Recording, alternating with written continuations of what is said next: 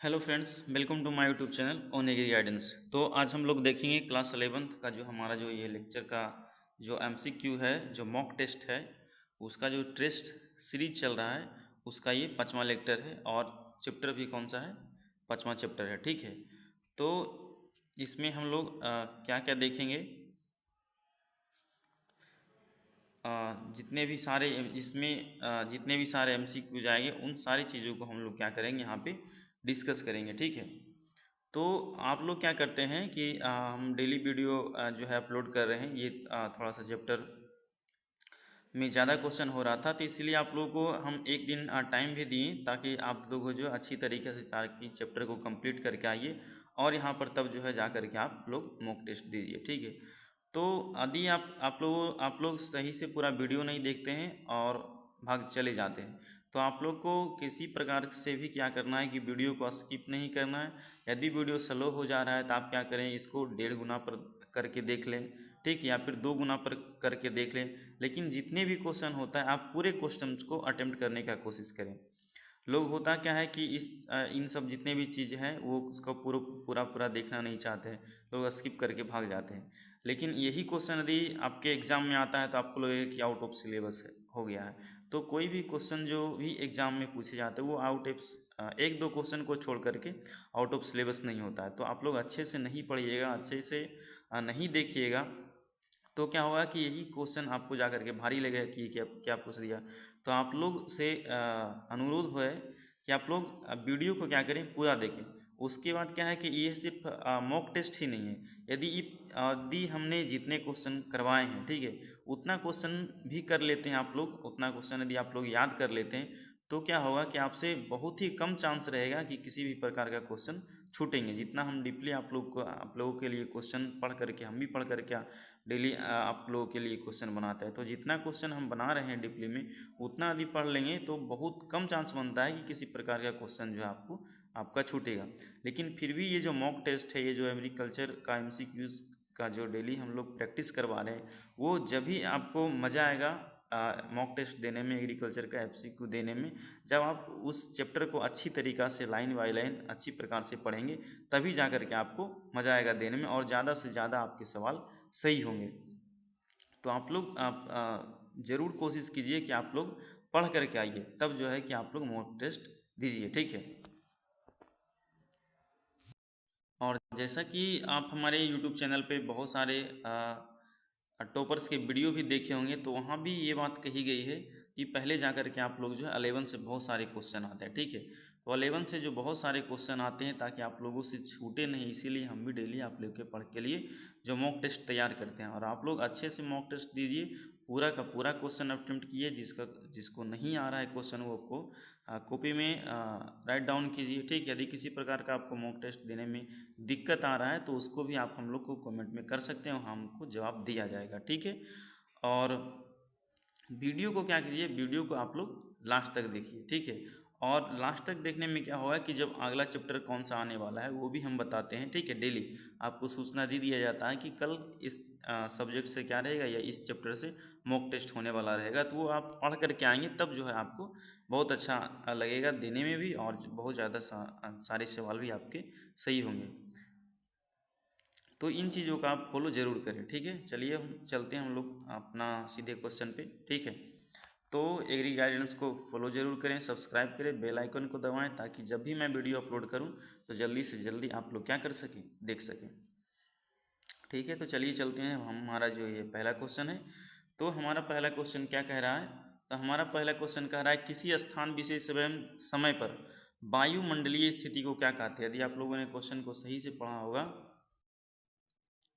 तो आपको पता होगा कि किसी स्थान विशेष एवं समय पर वायुमंडलीय स्थिति को क्या कहते हैं।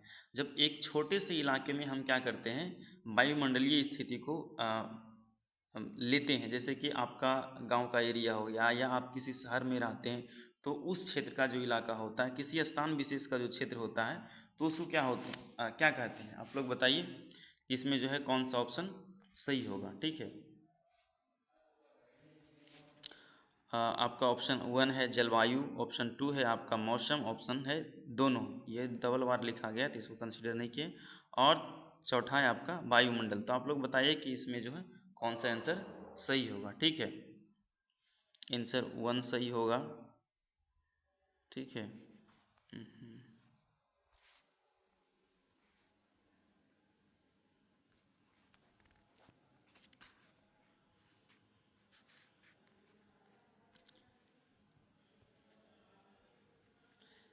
एक नंबर सही होगा कि दूसरा नंबर सही होगा कि तीसरा नंबर सही होगा या चौथा नंबर सही होगा, तो आप लोग बताइए कि इसमें सही कौन सा होगा। तो इसका जो सही सवाल होगा आपने कॉपी में लिखे। अब हम डेली बोलते हैं कि आप लोग जो है 1 से 20 तक या 30 तक नंबरिंग कर लें और उसको फिर रेखांकन करें, एक का ए, बी का, इस प्रकार से आप लोग टिक लगाएं। ठीक है, तो चलिए इसका जो आंसर हम लोग जानते हैं कि इसका आंसर क्या होगा। इसका आंसर जो होगा मौसम। ठीक है, चलिए चलते हैं हम लोग अपने नेक्स्ट क्वेश्चन पे। तो अगला जो हमारा क्वेश्चन है, क्वेश्चन नंबर 2 कह रहा है कि प्रकाश को कितने पौधों को प्रकाश के दिन की लंबाई के आधार पर कितने भागों में बांटा गया है। इसका मतलब है कि सूर्य का प्रकाश जो है कितने देर तक उगा हुआ रहता है। ठीक है, कितने टाइम तक रहता है, उसके आधार पर पौधों को कितने भागों में बांटा गया है। तो जैसा आप लोग जानते हैं कि पौधे के आधार पर पौधे को कितना भागों में बांटा गया है। ठीक है, आप लोग को पता होगा, तो आप लोग इसका आंसर बताइए कि कौन सा सही होगा। ऑप्शन नंबर ए सही होगा, या फिर बी सही होगा, या फिर सी सही होगा, या फिर डी सही होगा। ठीक है, तो जैसा आप लोग जानते हैं और यदि आप लोग अच्छे से पढ़ा होगा तो आपको पता होगा कि इसको 3 भागों में बांटा गया। कितने भागों में बांटा गया? 3 भागों में। ठीक है, एक है आपका अल्प प्रकाश पेशी, जिसको हम लोग बोलते हैं शॉर्ट डे प्लांट। ठीक है, SDP, उसको एक को हम लोग बोलते हैं शॉर्ट डे प्लांट। ठीक है, दूसरा को हम लोग बोलते हैं LDP, लॉन्ग डे प्लांट, और तीसरा को हम लोग बोलते हैं डे न्यूट्रल प्लांट, यानी कि दिवस निष्प्रभावी पौधा। तो पौधों को प्रकाश काल के दिन की लंबाई पर के आधार पर 3 भागों में बांटा गया है। चलिए हम लोग चलते हैं क्वेश्चन नंबर 3 पे। ठीक है, क्वेश्चन नंबर 3 हमारा क्या कह रहा है।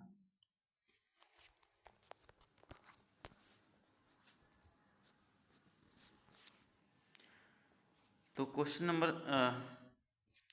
नंबर 3 जो हमारा कह रहा है कि अल्प प्रकाश पेशी यानी कि शॉर्ट डे प्लांट पौधों के उदाहरण है। कौन कौन सा जो है इसमें शॉर्ट डे प्लांट का उदाहरण है। ठीक है, अल्प प्रकाश पेशी का उदाहरण है। ए नंबर है आपका धान, बी नंबर है तंबाकू, सी नंबर है मक्का, और डी नंबर है सभी। तो इसका आंसर क्या हो जाएगा, आप लोग बताइए। इसका आंसर ए होगा।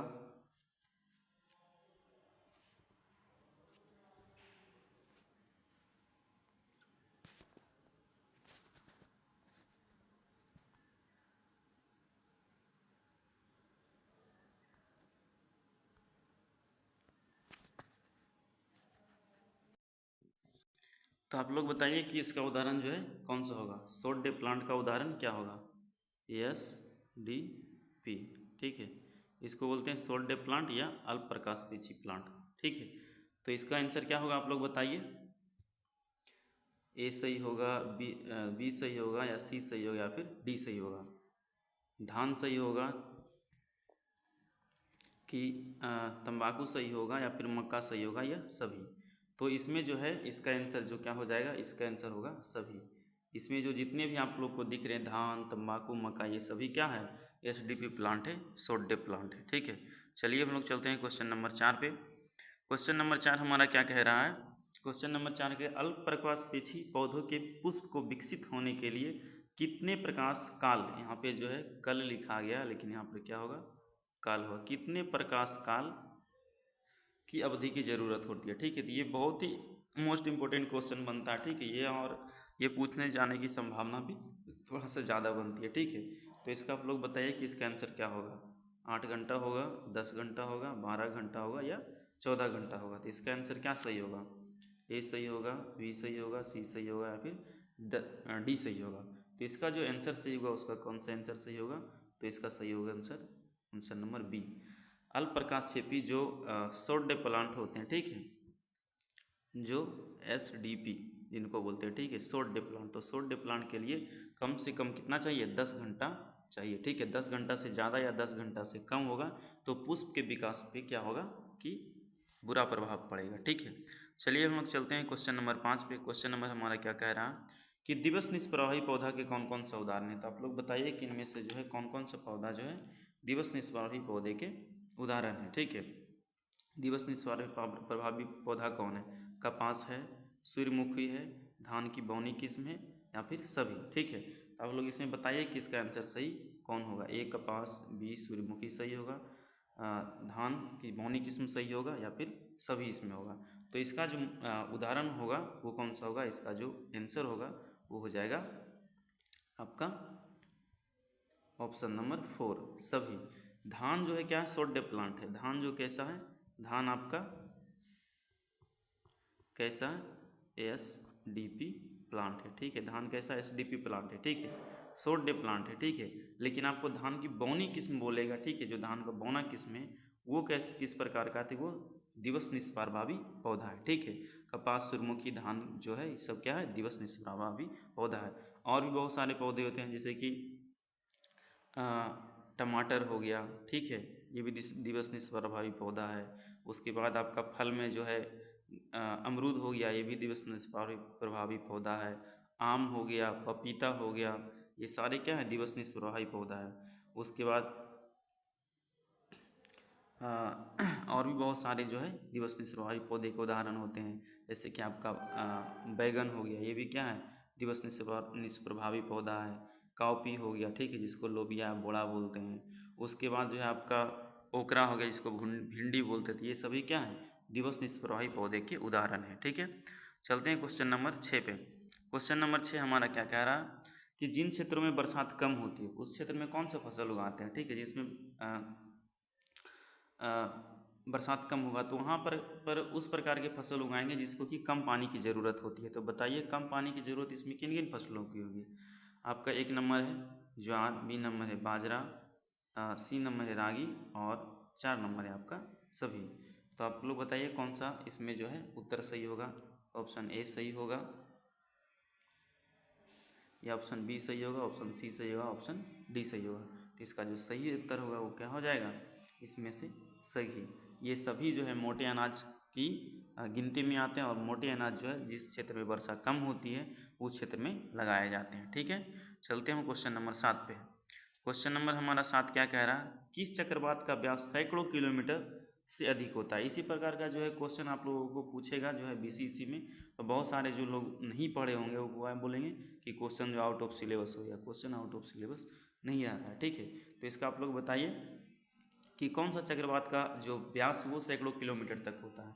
ए नंबर है आपका उष्णकटिबंधीय, बी नंबर है आपका शीतोष्ण कटिबंधीय, या फिर दोनों, या फिर प्रति चक्रवात। ठीक है, तो यहाँ पर किसके बारे में बोला जा रहा है? चक्रवात के बोला चक्रवात के बारे में बोला जा रहा है। तो प्रति चक्रवात तो होगा ही नहीं। ठीक है, तो ये क्या होगा कि इन्हीं दोनों में से कोई होगा। तो आप लोग बताइए कि इसमें से जो है कौन होगा। तो इसका जो सही आंसर होगा वो क्या होगा? सैकड़ों किलोमीटर तक जो होगा वो शीतोष्ण कटिबंधीय। ठीक है, यानी कि जहाँ पे ठंड पड़ती है वहाँ का जो चक्रवात होता है वो क्या होता है?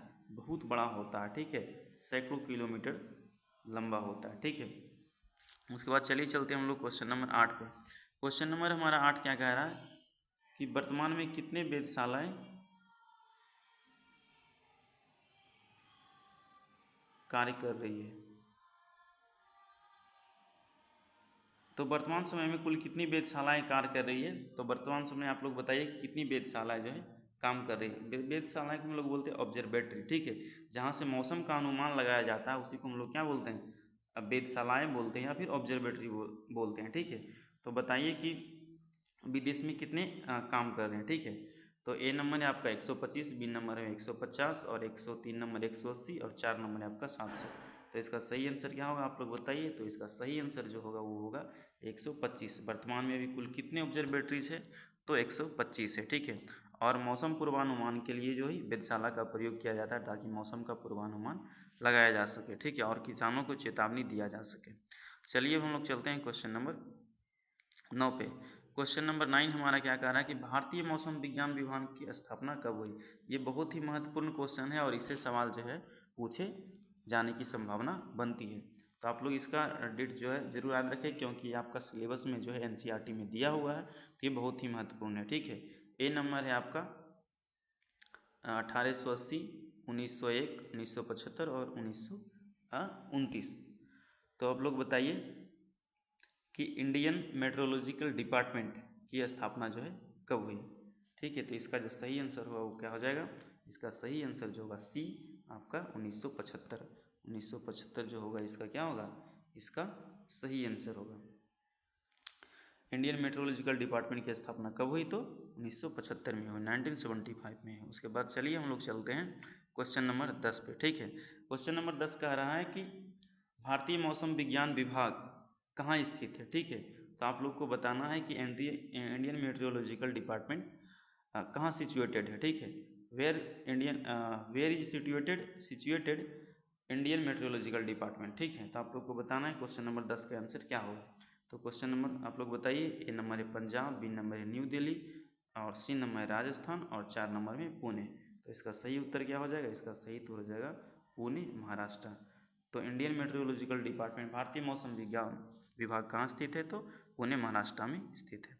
चलते हैं उसके बाद हम लोग क्वेश्चन नंबर 11 पर। ठीक है, क्वेश्चन नंबर 11 में क्या कह रहा है, समुद्र तल से प्रति 165 किलोमीटर की प्रति 165 मीटर की ऊंचाई पर जाने पर तापमान में कितना डिग्री सेल्सियस की कमी आती है। ठीक है, तो यहाँ पे आपको बताना है कि इसका आंसर क्या होगा। ठीक है, इसका आंसर 1 डिग्री सेल्सियस होगा, 2 डिग्री सेल्सियस होगा, 3 डिग्री सेल्सियस होगा, या 4 डिग्री सेल्सियस की कमी आती है। How many degree Celsius are decreases when we are going above from the sea level each 165 metre from the sea level. ठीक है, तो आप लोग बताइए कि इसका जो आंसर कौन सा सही होगा। ठीक है, जब भी हम समुद्र से 165 मीटर की ऊंचाई पर जाने पर कितना डिग्री की कमी आती है, तो इसका जो सही आंसर होगा वो कितना होगा, 1 डिग्री सेल्सियस की कमी आती है। जब हम प्रति 165 मीटर की ऊंचाई पर हम लोग जाते हैं समुद्र तल से, तो उसमें कितना की कमी आती है, तो 1 डिग्री सेल्सियस की कमी आती है। चलिए हम लोग चलते हैं क्वेश्चन नंबर 12 पे।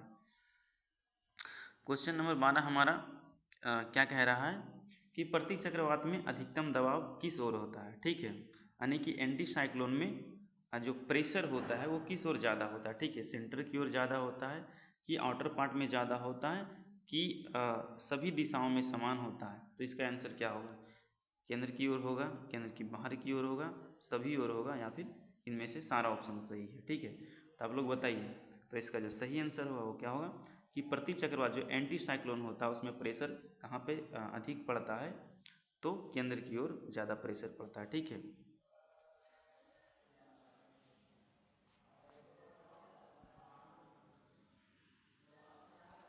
चलिए हम लोग चलते हैं क्वेश्चन नंबर 13 पे। ठीक है, क्वेश्चन नंबर 13 हमारा क्या कह रहा है, अत्यधिक घातक तथा वर्षा लाने वाला कौन सा चक्रवात होता है। ठीक है, मोर डेंजरस एंड ब्रिंगिंग रैन।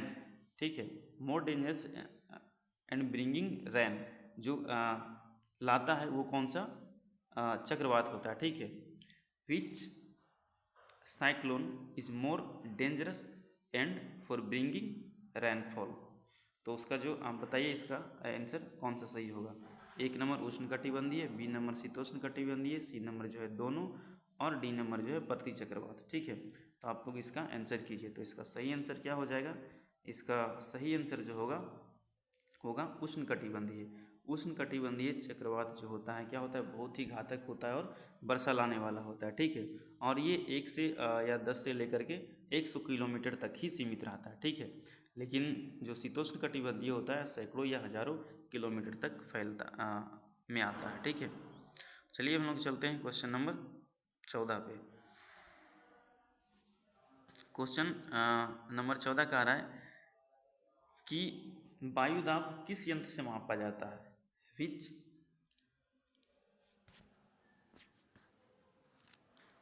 तो इसका which instrument is used to measuring the wind pressure. ठीक है, तो इसमें प्रेशर को नापने के लिए, विंड प्रेशर को नापने के लिए कौन सा इंस्ट्रूमेंट का यूज करते हैं। ठीक है, क्वेश्चन नंबर 1 है आपका लेक्टोमीटर, बी है आपका पिक्नोमीटर, सी है आपका अल्टीमीटर, और डी है आपका बैरोमीटर। तो इसका जो सही आंसर हो जाएगा क्या होगा, आप सभी जानते होंगे, इसका सही आंसर होगा बैरोमीटर। लेक्टोमीटर से क्या मापते हैं, दूध की शुद्धता मापते हैं। ठीक है, पिक्नोमीटर से क्या मापते हैं, तो सॉइल का डेंसिटी मापते हैं। अल्टीमीटर से क्या मापते हैं, तो ऊंचाई मापते हैं। ठीक है, चलिए हम लोग चलते हैं क्वेश्चन नंबर 15 पे। क्वेश्चन नंबर हमारा 15 क्या कह रहा है कि 300 मीटर थोड़ी 3000 मीटर की ऊंचाई पर पानी कितना डिग्री सेल्सियस पर उबलने लग जाता है। ठीक है,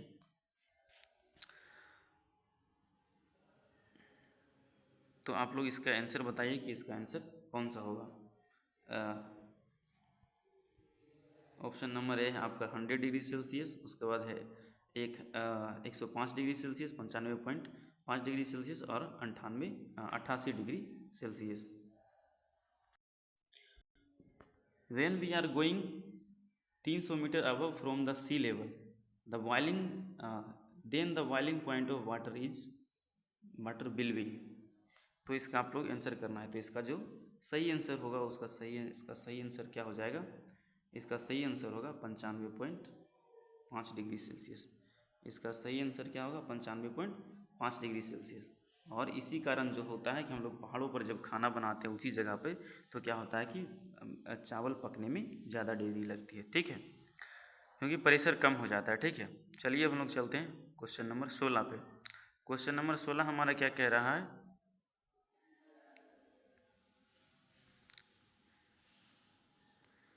क्वेश्चन नंबर हमारा 16 कह रहा है कि प्रति 300 मीटर की ऊंचाई पर वायु दाब कितना मिलीबार कम हो जाता है। तो आपको बताना है कि how many millibar is decreases when we are going to above from the sea level is 300 metre. तो इसका आंसर आप लोग बताइए। हिंदी वाले तो जो होंगे वो हिंदी वाले पढ़ ही लेंगे, लेकिन बहुत सारे इंग्लिश वाले भी बोल रहे हैं कि इंग्लिश में भी बताइए, तो हम लोग उनके लिए कोशिश कर रहे हैं कि इंग्लिश में बताएं। ठीक है, हालांकि हम लोग मेरा भी इंग्लिश अभी उतना इन्फ्लुएंस नहीं है, तो धीरे धीरे यदि हम लोग बताते रहेंगे तो मेरा भी इंग्लिश थोड़ा सा इम्प्रूवमेंट हो जाएगा। ठीक है, तो इसका जो है आंसर क्या होगा, ए नंबर है 34 डिग्री सेल्सियस, बी नंबर है 40 डिग्री सेल्सियस, सी नंबर में 50 डिग्री से 50 मिलीबार और 60 मिलीबार। तो प्रति 300 मीटर की ऊंचाई जाने पर कितना वायु दाब कम हो जाता है। तो इसका जो सही आंसर क्या होगा, 34 मिलीबार क्या होता है, कम होता है प्रति 300 मीटर हम ऊंचाई पे जाते हैं। तो चलते हैं उसके बाद हम लोग क्वेश्चन नंबर 17 पे। क्वेश्चन नंबर 17 हमारा क्या क्या कहता है, जैसे जैसे समुद्र तल से ऊंचाई जैसे जैसे समुद्र तल से ऊपर उठते जाते हैं, ठीक है, हम लोग क्या करते हैं, when we are going to above from sea level, तो व्हाट इज, तो वहाँ पे जो है वायु का दाब, what is the pressure of, what will be the change in pressure of wind. ठीक है, तो वायु का दाब जो है वहाँ पर क्या होगा, कमते जाएगा कि ज़्यादा हो जाएगा, कि या फिर अपरिवर्तनशील रहेगा, या फिर दोनों। तो आप लोग इसका आंसर करें। जैसे जैसे हम लोग ऊपर जाएंगे समुद्र तल से, तो क्या होगा, वायु दाब कमेगा, ज़्यादा होगा, या परिवर्तनशील रहेगा, या फिर ए बी या दोनों। तो इसका जो सही आंसर होगा उसका क्या होगा, जैसे जैसे हम लोग ऊपर जाएंगे तो जो प्रेशर होगा, ठीक है, वो क्या होगा, धीरे धीरे कम होते जाएगा। ठीक है, चलिए हम लोग चलते हैं क्वेश्चन नंबर 18 पे। जैसे जैसे हम लोग ऊपर जाते हैं, ठीक है, as we are going to above from the sea level, what is the density, what will be the density of wind.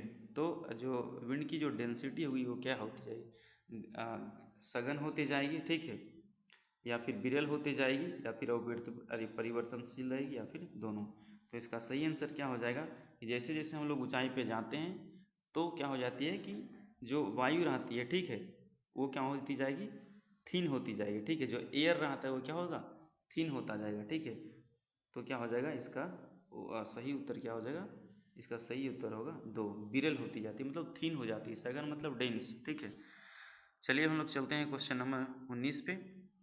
Question number 19 में क्या कह रहा है कि कम वर्षा वाले क्षेत्र में कौन सी फसल लगाई जाती है। तो क्वेश्चन हो चुका है ऑलरेडी।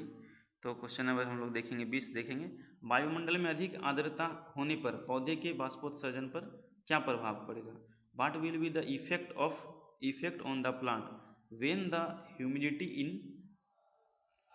Atmosphere is more.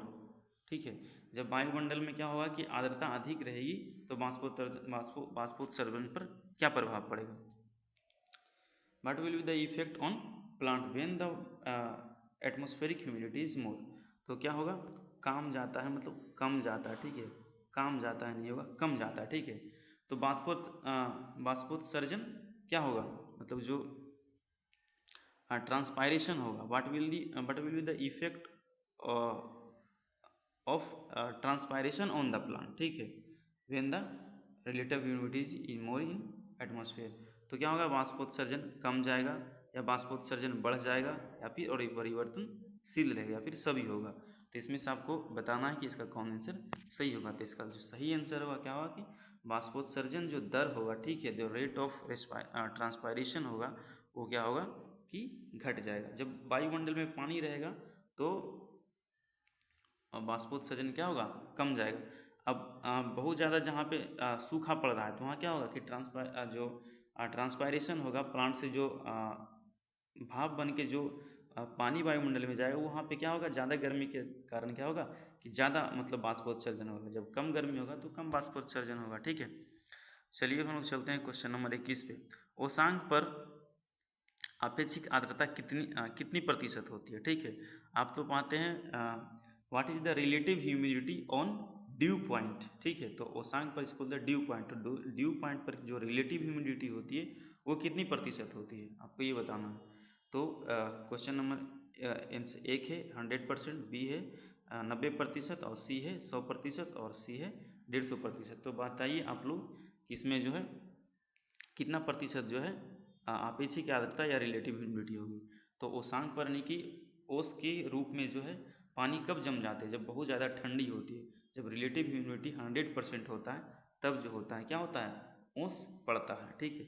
तो इसका सही आंसर क्या हो जाएगा, इसका सही आंसर होगा ए 100%, ठीक है। चलिए उसके बाद चलते हैं हम लोग क्वेश्चन नंबर 22 पे। क्वेश्चन नंबर देखते हैं हम लोग 22 नंबर क्या कह रहा है। सापेक्षिक आर्द्रता मतलब होता है, या अपेक्षिक आर्द्रता मतलब रिलेटिव ह्यूमिडिटी। आर्द्रता को किस में व्यक्त किया जाता है, ठीक है, किस चीज़ में, in which form relative humidity is represented, ठीक है। तो किस रूप में हम लोग क्या करते हैं कि रिलेटिव ह्यूमिडिटी को व्यक्त करते हैं, ठीक है। परसेंटेज में, ग्राम प्रति क्यूब मीटर या घन मीटर में, केजी ग्राम पर केजी में, या इसका सभी आंसर होगा। तो इसका सही उत्तर क्या होगा, इसका सही उत्तर होगा एक नंबर, प्रतिशत में। हम लोग क्या करते हैं, relative humidity is presented in the form of percentage, ठीक है। प्रतिशत में हम लोग क्या करते हैं, रिलेटिव ह्यूमिडिटी को व्यक्त करते हैं। उसके बाद चलते हैं हम लोग क्वेश्चन नंबर कितना पे, तो हम लोग क्वेश्चन नंबर चलते हैं हम लोग 23 पे, ठीक है। तो आप लोग को हड़बड़ाना नहीं है, ज़्यादा क्वेश्चन नहीं है, कुछ क्वेश्चन और आएंगे जो इस चैप्टर को इसी वीडियो में हम लोग खत्म करेंगे। ऐसा नहीं कि इसी कारण थोड़ा सा वीडियो लंबा होता है तो आप लोग चले जाते हैं, तो आप लोग को जाना नहीं है, धैर्य बना करके रखना है, ठीक है, और सारे क्वेश्चन करने हैं, ठीक है। तो आप लोग कहीं मत जाइए, आप लोग क्वेश्चन देखते जाइए और क्वेश्चन करते जाइए, ठीक है। तापमान बढ़ने से जल धारण क्षमता पर क्या प्रभाव पड़ता है, ठीक है। तो what will the impact of temperature on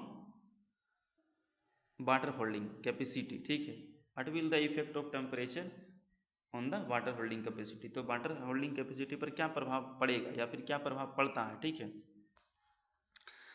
तो जल धारण क्षमता क्या होता है, जल धारण क्षमता बढ़ जाता है या फिर जल धारण क्षमता घट जाता है या फिर अपरिवर्तित रहता है। तो आपको बताना है इन तीनों में से ही कि इसका कौन सा आंसर जो है सही होगा, ठीक है। तो इसका सही आंसर क्या होगा कि जब भी आप तापमान बढ़ाएंगे तो जल धारण क्षमता क्या होगी, उसका बढ़ेगी। तो जल धारण उसका क्षमता क्या होगा, बढ़ेगा। जैसे आप लोग चीनी को पानी में घुलाइए तो बहुत एक समय ऐसा आया कि चीनी जो है अब पानी में नहीं घुलेगा, लेकिन आप उसको गर्म कर दीजिए और फिर देखिए फिर घुलने लगेगा। तो तापमान पर क्या होगा, तो जल धारण क्षमता बढ़ जाती है, ठीक है। अब चलते हैं हम लोग क्वेश्चन नंबर 24 पे। ये क्वेश्चन नंबर हमारा 24 होगा। तो क्वेश्चन नंबर 24 जो है हमारा क्या कह रहा है, क्वेश्चन नंबर हमारा 24 कह रहा है कि जब किसी निश्चित तापमान पर हवा में और अधिक जलवाष्प धारण करने की क्षमता नहीं रहती है तो उसे हम लोग क्या कहते हैं, ठीक है। तो उसको हम लोग बोलते हैं, क्या बोलते हैं, संतृप्त अवस्था बोलते हैं, या असंतृप्त आर्द्रता बोलते हैं, या फिर कुहासा बोलते हैं, या इसका आंसर सभी होगा, ठीक है। When at a certain temperature there is no capacity to the atmosphere to hold extra water, ठीक है। तो उसको हम लोग क्या कहते हैं, तो इसको सैचुरेटेड, अनसैचुरेटेड या फोग कहते हैं। तो उसको क्या कहते हैं, तो इसका जो सही आंसर होगा वो क्या होगा आपका, इसका सही आंसर क्या होगा, संतृप्त आर्द्रता। उसको हम लोग क्या बोलते हैं, संतृप्त आर्द्रता बोलते हैं। जब जलवाष्प धारण करने की क्षमता एकदम नहीं रह जाती है वायुमंडल में, ठीक है, तो उसको हम लोग क्या बोलते हैं, संतृप्त अवस्था बोलते हैं, आर्द्रता बोलते हैं। चलिए हम लोग क्वेश्चन नंबर 25 पे आ गए हैं, ठीक है, जल्दी हम लोग अब खत्म करेंगे इसको। दीर्घ प्रकाश पेशी पौधे के उदाहरण है, आप लोग बताना है कि long day plant, LDP, long day plant का कौन कौन सा उदाहरण है, आप लोग बताइए। गेहूं है, बरसीम है, दोनों है, एवं ज्वार या बाजरा है, ठीक है। तो ज्वार या बाजरा है वो कौन सा है, SDP प्लांट है। ज्वार बाजरा क्या है, SDP प्लांट है। बाकी बात ये जो तीनों गेहूँ और बरसीम, ठीक है। देखिए जो भी फल अधिकतर जो भी फसल लगते हैं ठंडी के दिन में वो दीर्घ प्रकाश पेशी पौधे होते हैं, ठीक है। और दीर्घ प्रकाश पेशी हम लोग इस आधार पर देखते हैं कि उसमें फ्लावर कब आ रहा है, ठीक है। ऐसा नहीं कि ठंडी के दिन में आप लोग सोचते हैं कि ठंडी के दिन में तो सूर्य कम निकलता है तो लॉन्ग डे प्लांट कैसे हो जाएगा। तो जो फसल लगते हैं ठंडी के मौसम में उसमें देखेंगे आप फूल कब आता है। जैसे कि आपका कैबेज है, ठीक है, फूल गोभी जिसको बोलते हैं, उसमें फूल जो है ठंडी में नहीं आता है। जब थोड़ा सा टेम्परेचर जो होगा थोड़ा सा राइज करेगा, थोड़ा सा टेम्परेचर बढ़ेगा, तब जा करके उसमें क्या होंगे, फूल आएंगे। जैसे कि गाजर हो गया, ठीक है, गाजर हो गया, मूली हो गया, उसके बाद जो है आलू हो गया, ठीक है, और बंधा गोभी हो गया। तो इसमें फूल कब आते हैं, जब थोड़ा सा गर्मी आती है तब जा करके फूल आती है, ठीक है। तो इसलिए जो ठंडी में प्लांट लगते हैं वो अधिकतर क्या होते हैं, तो वो दीर्घ प्रकाश पेशी होते हैं, यानी कि लॉन्ग डे प्लांट होते हैं, ठीक है। तो चलिए हम लोग चलते हैं क्वेश्चन नंबर 26 पे। क्वेश्चन नंबर हमारा 26 का आ रहा है कि दीर्घ प्रकाश पेशी पौधों के लिए पुष्प विकसित होने के लिए कितना प्रकाश काल की अवधि की जरूरत होती है, ठीक है। हाउ मनी सनलाइट या how many sunshine is required for long day plant, ठीक है। कितना घंटा लगता है उसके लिए, तो 8 घंटा लगता है, 10 घंटा लगता है, 12 घंटा लगता है या 14 घंटा लगता है। तो इसका जो सही आंसर होगा वो क्या होगा, 14 घंटा होगा। जो लॉन्ग डे प्लांट होते हैं उसके लिए सनशाइन की कितनी ज़रूरत होती है, तो मोर देन 14 आवर, ठीक है, 14 घंटा से ज़्यादा। उसके बाद इसमें हमारा क्या कह रहा है, वह न्यूनतम तापमान जिसके नीचे पौधों की वृद्धि अवरुद्ध हो जाती है, मतलब अवरुद्ध हो जाती है मतलब रुक जाती है, उसे क्या कहते हैं, ठीक है। तो इसको क्या कहते हैं, डिग्री डी बोलते हैं या फिर हीट यूनिट बोलते हैं या फिर दोनों बोलते हैं या आधार तापमान बोलते हैं। इसको आप लोग बताइए कि क्या बोलते हैं। तो इसका सही आंसर क्या होगा, तो इसका सही आंसर हो जाएगा आपका ऑप्शन नंबर 3, ठीक है। तो इसको क्या बोलते हैं, डी डिग्री या हीट यूनिट बोलते हैं, ठीक है। The temperature the temperature in the temperature in the temperature below which the plant growth is stopped, ठीक है। जहाँ पर क्या होता है प्लांट ग्रोथ रुक जाता है उसको क्या बोलते हैं, डे डिग्री है, उसको हम लोग सॉरी इसको हम लोग डे डिग्री हीट यूनिट नहीं बोलते, हम लोग उसको क्या बोलते हैं, आधार तापमान बोलते हैं। सॉरी फॉर इसको हम लोग क्या बोलते हैं, इसको हम लोग आधार तापमान बोलते हैं। तो आपका सही आंसर इसमें क्या हो जाएगा, आपका सही आंसर जो होगा ये 4 नंबर होगा। क्या हो जाएगा, उसको हम लोग क्या बोलते हैं, आधार तापमान बोलते हैं, ठीक है। तो इसका जो सही आंसर होगा उसके क्या होगा, 4 होगा, ठीक है। उसके बाद चलते हैं हम लोग क्वेश्चन नंबर 28 पे। प्रकाश संश्लेषण का कितना प्रतिशत भाग कार्बोहाइड्रेट में क्या होता है, कार्बोहाइड्रेट के निर्माण कार्य में लगता है। How many parts of photosynthesis get converted into the carbohydrate, ठीक है। तो फोटोसिंथेसिस जो होता है उसका कितना प्रतिशत जो है भाग कार्बोहाइड्रेट में बदल जाता है, ठीक है, या कार्बोहाइड्रेट निर्माण करने में कार्य करता है, ठीक है।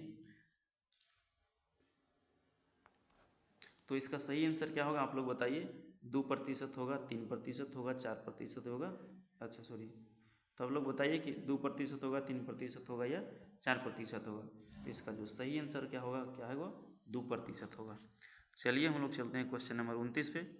क्वेश्चन नंबर हमारा 29 क्या कह रहा है कि प्रकाश संश्लेषण के लिए सक्रिय प्रकाश तरंग दैर्ध्य कितने नैनोमीटर या हम लोग इसको बोलते हैं मिली माइक्रोन बोलते हैं, ठीक है। आपका जो बुक में दिया हुआ मिली माइक्रोन, तो मिली माइक्रोन भी याद रखें और नैनोमीटर भी याद रखें, कितने मिली माइक्रोन के बीच होती है, ठीक है। जो एक्टिव फोटो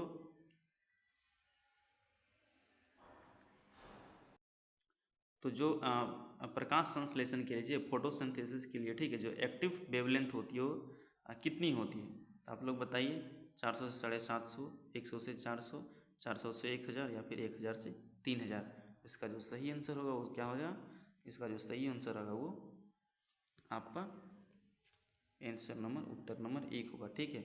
400 से 450 नैनोमीटर के बीच जो वेवलेंथ होता है, प्रकाश का तरंग दैर्ध्य होता है, ठीक है, वही क्या होता है कि फोटो प्रकाश संश्लेषण में भाग ले पाता है, ठीक है। चलिए हम लोग चलते हैं क्वेश्चन नंबर 30 पे। क्वेश्चन नंबर 30 क्या कर रहा है? बहुत ही सिंपल सवाल है कि ऊर्जा का एकमात्र स्रोत कौन है? तो ऊर्जा का एकमात्र स्रोत कौन है आपका? ना ही कोयला है, ना ही पेट्रोलियम है, ना ही जल विद्युत है। तो ऊर्जा का एकमात्र स्रोत हमारा कौन है? ऊर्जा का एकमात्र स्रोत हमारा सूर्य है, ठीक है। चलते हैं हम अब हम लोग क्वेश्चन नंबर 31 पे। प्रत्येक 10 डिग्री सेल्सियस तापमान बढ़ाने पर प्रकाश संश्लेषण की दर कितना गुना बढ़ जाती है? ठीक है। How many times of photosynthesis,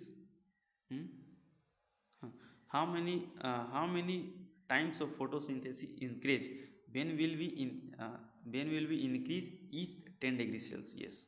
तो इसका जो सही आंसर होगा वो क्या होगा? आप लोग बताइए। 2 गुना होगा, या फिर 3 गुना होगा, या फिर 4 गुना होगा, या फिर 5 गुना होगा? तो इसका जो सही उत्तर होगा कितना होगा? 2 गुना होगा। यदि हम प्रत्येक 10 डिग्री सेल्सियस तापमान बढ़ाएंगे तो प्रकाश संश्लेषण क्या होगा? 2 गुना बढ़ जाएगी। ये लेकिन कुछ ही मतलब कि टेम्परेचर पर होगा, ऐसा नहीं कि हम लोग 50-60 डिग्री 100 डिग्री कर दें तो और प्रकाश संश्लेषण बढ़ते जाएगा, ऐसा नहीं है। कुछ निश्चित तापमान पर जाकर के वो क्या होगी? रुक जाएगी, और फिर जो क्या होगा, फिर घटने लग जाएगी, ठीक है।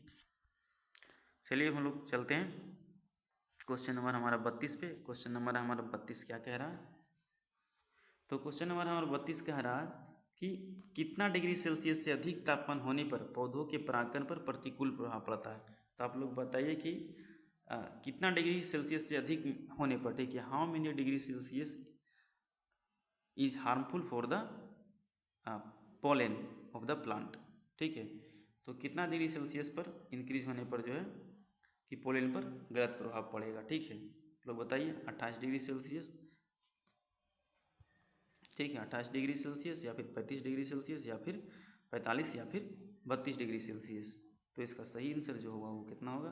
45 डिग्री सेल्सियस। यदि 45 डिग्री सेल्सियस से आप क्या करते हैं, ज़्यादा टेम्परेचर बढ़ाते हैं, तो क्या होगा कि उसके पोलन ग्रेन जो होते हैं, उसको परागकण जो होते हैं सूख जाएंगे, और आपका जो है परागण की क्रिया नहीं हो पाएगी, ठीक है। जो पोलिनेशन होता है वो नहीं हो पाएगी, ठीक है। तो उसके बाद चलते हैं हम लोग क्वेश्चन नंबर 33 पे। क्वेश्चन नंबर 33 हमारा क्या कह रहा है? क्वेश्चन नंबर हमारा 33 कह रहा है, ध्रुवीय क्षेत्रों में एक वर्ष में कितनी फसल ली जाती है, ठीक है। ध्रुवीय क्षेत्र क्या होता है? देखिए, यदि इसको हम लोग क्या माने, पृथ्वी मान लें, ठीक है, तो इसका जो ये वाला रीजन होता है, ठीक है, यहाँ वाला जो होता है इसको बोलते हैं ध्रुवीय क्षेत्र। तो ये जो ध्रुवीय दोनों क्षेत्र होता है यहाँ पे बहुत ठंड होती है, ठीक है, मतलब बहुत ठंड होता है, यहाँ पर बर्फ़ वगैरह जमा हो रहता है। तो ध्रुवीय क्षेत्रों में हम लोग यहाँ पर तो कुछ नहीं करते, यहाँ पे खेती हो ही नहीं सकती। तो ध्रुवीय क्षेत्र मान के जाता कि ये वाला क्षेत्र हो गया, या फिर ये वाला क्षेत्र हो गया, ठीक है। तो यहाँ वाला क्षेत्र, या फिर इधर से यहाँ वाला क्षेत्र, यहाँ पे तो बर्फ़ जमा रहता है हमेशा, तो हम लोग कुछ नहीं कर सकते हैं, ठीक है। तो ध्रुवीय जो क्षेत्र होते हैं उसमें हम लोग कितना फसल ले सकते हैं? तो उसमें मात्र और मात्र एक ही फसल हम लोग क्या कर सकते हैं? ले सकते हैं। उसके बाद चलते हैं हम लोग क्वेश्चन नंबर 34। शीतकालीन फसलों के लिए आधार तापमान क्या होता है, ठीक है, यानी कि उससे यदि कम टेम्परेचर होगा तो पौधों की वृद्धि क्या होगा? बिल्कुल ही रुक जाएगी, ठीक है। What is the best temperature for temperate crop, ठीक है, या टेम्परेट, जो टेम्परेट मतलब होता है शीतकालीन, ठीक है। तो शीतकालीन फसलों के लिए आधार तापमान कितना होता है, आप लोग को ये बताना है, ठीक है। तो इसका सही आंसर क्या होगा? आप लोग बताइए। 5 डिग्री सेल्सियस होता है, 10 डिग्री सेल्सियस होता है, 15 डिग्री सेल्सियस होता है, या फिर 20 डिग्री सेल्सियस होता है, ठीक है। What is the best temperature for temperate crop? शीतकालीन को बोलते हैं हम लोग टेम्परेट, ठीक है। तो इसका जो सही आंसर होगा, उसका सही आंसर क्या होगा? 5 डिग्री सेल्सियस। जो बेस्ट टेम्परेचर होता है, ठीक है, आधार तापमान होता है शीतकालीन फसलों के लिए, वो कितना होता है? 5 डिग्री सेल्सियस होता है, ठीक है। चलिए उसके बाद चलते हैं हम लोग क्वेश्चन नंबर 35 पे, ठीक है। क्वेश्चन नंबर हमारा 35 क्या कह रहा है? वर्षा ऋतु एवं गर्मा ऋतु की फसलों के लिए आधार तापमान कितना माना गया है, ठीक है। But what is the best temperature for rainy and summer season crops. ठीक है, आप लोग को ये बताना है कि what is the best temperature for rainy and summer season crop will be suppositive. कितना माना गया है, ठीक है, कितना माना गया है कि इतना होता ही है। ठीक है, तो आप लोग को बताना है। तो इसका आंसर क्या होगा, 5 डिग्री सेल्सियस होगा, 10 डिग्री सेल्सियस होगा, 15 डिग्री सेल्सियस होगा, फिर 20 डिग्री सेल्सियस होगा। ठीक है, तो इसका जो सही आंसर होगा उसका क्या होगा, 10 डिग्री सेल्सियस। ठीक है, तो इसका जो सही उत्तर होगा वो क्या होगा, 10 डिग्री सेल्सियस होगा। ठीक है, इसका सही आंसर क्या हो जाएगा, 10 डिग्री सेल्सियस। चलिए हम लोग चलते हैं क्वेश्चन नंबर 36 पे। क्वेश्चन नंबर हमारा 36 क्या आ रहा है कि जो गेहूँ, ठीक है, बिहार राज्य में कितना दिन पे हो जा रही है, 120 से 130 दिन में, वो गेहूँ जो है पंजाब में कितने दिनों में लगाएगी। The variety of wheat which is mature in Bihar in 120 to 130 days, uh, that crop in which day will be mature in Punjab. ठीक है, तो पंजाब में जो है वो कितने दिनों में मैच्योर हो जाएगा, 120 से 130, 140 से 150, 155 से 160 या 80 से 100 दिन में। ठीक है, तो आप लोग इसका आंसर बताइए कि इसका सही आंसर जो है क्या होगा। तो इसका जो सही आंसर होगा वो क्या होगा, question number option number C से 155 से 160 दिन होगा। ठीक है, क्योंकि पंजाब में जो है कि जितना धूप बिहार राज्य में पड़ता है उतना धूप क्या होता है, पंजाब में नहीं पड़ता है। ठीक है, जिसके कारण क्या होता है कि इसको उतना जो है फोटोसिंथेसिस नहीं कर पाता है। तो फोटोसिंथेसिस वहाँ होने के लिए क्या होता है कि ज़्यादा टाइम लगता है। ठीक है, पंजाब में क्या होते हैं कि ठंडी ज़्यादा पड़ती है। ठीक है, वहाँ सनशाइन जो होता है कम मिल पाता है पौधों को, इसीलिए वो क्या होती है कि मैच्योर होने में ज़्यादा टाइम लगाती है। ठीक है, तो चलिए चलते हैं हम क्वेश्चन नंबर 37 पे। अब 2 क्वेश्चन होगा। ठीक है, क्वेश्चन नंबर 38 तक ही है। ठीक है, तो क्वेश्चन नंबर 37 हमारा कह रहा है कि किसी स्थान विशेष की औसत स्थिति को क्या कहते हैं। ठीक है, वो ताकि किसी स्थान विशेष की स्थिति को क्या कहते हैं या किसी स्थान विशेष की औसत स्थिति को क्या कहते हैं। तो आप लोग बताइए इसका आंसर क्या होगा, जलवायु सही होगा, मौसम सही होगा या फिर दोनों। ठीक है, ये दोनों 2 बार लिखा गया है, तो या फिर दोनों होगा या फिर सिर्फ वायुमंडल होगा। तो इसका सही आंसर क्या होगा, आप लोग बताइए। तो इसका सही आंसर क्या हो जाएगा, इसका सही आंसर होगा जलवायु। ठीक है, चलिए हम लोग चलते हैं क्वेश्चन नंबर 38 पे, और हम लोग यहीं पर फिर क्या करेंगे, क्वेश्चन को ख़त्म करेंगे। ठीक है, तो जलवायु के परिवर्तन में लगभग कितने समय लग जाते हैं। ठीक है, तो आप लोग को बताना है कि जलवायु के परिवर्तन में जो कितने समय लग जाते हैं। तो इसमें कुल कितने समय लगते हैं जलवायु के परिवर्तन में, तो आप लोग बताना है, कुछ महीने लगते हैं या कुछ दिन लगते हैं या फिर सैकड़ों या हज़ारों वर्ष लगते हैं या फिर 5 वर्ष लगते हैं। तो कितने साल लगते हैं जलवायु के परिवर्तन में। तो इसका सही आंसर होगा, आप लोग क्या होगा, आप लोग बताइए। तो जलवायु के एक्चुअली परिवर्तन में बहुत दिन लगते हैं। जलवायु एक दिन में या 2 दिन में नहीं बदलता है।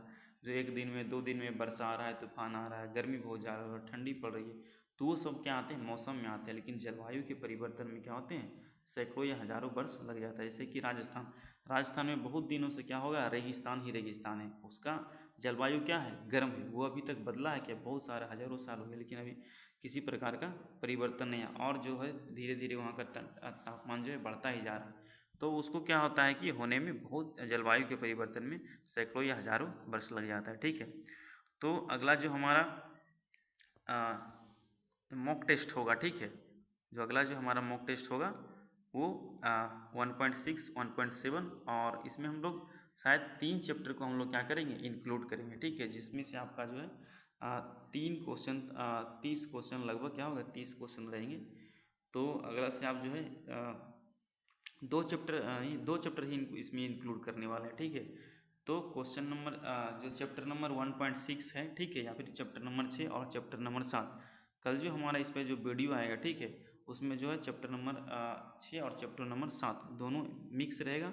तो आप लोग चैप्टर नंबर 6 और चैप्टर नंबर 7 अच्छे से पढ़ करके आएँ, और वीडियो को अधिक से अधिक लोगों तक शेयर करें, ताकि हमारा जो वीडियो है अधिक से अधिक लोगों तक जाए, ताकि हमको भी वीडियो बनाने का मोटिवेशन मिलता रहे। ठीक है, और आप लोग वीडियो को जो है अंत तक देखिए। ठीक है, आप लोग बीच में ही छोड़ करके भाग जाते हैं, तो बीच में छोड़ करके नहीं जाना है, पूरा का पूरा क्वेश्चन करना है।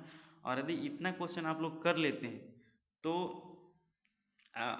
अधिकतर सवाल को जो 80% जो BCEC में सवाल पूछे जाएंगे आप क्या सो कर सकते हैं, उसको आप आसानी से कर सकते हैं। और एग्रीकल्चर जो भी एग्रीकल्चर वाले स्टूडेंट हैं उनका क्या, एग्रीकल्चर ही एक ऐसा सब्जेक्ट है जिसमें आप लोग ज़्यादा से ज़्यादा नंबर ला सकते हैं। ठीक है, तो आज के लिए इतना ही है। और अगला जो है हम लोग चैप्टर 6 और चैप्टर 7 लेकर के आएंगे। तो आज के लिए इतना ही है, और वीडियो को अंत तक देखने के लिए धन्यवाद।